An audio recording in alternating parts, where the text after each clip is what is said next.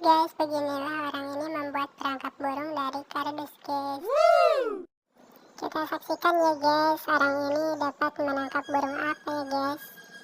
Dengan tekun orang ini berusaha mengaitkan pintu perangkap burung guys.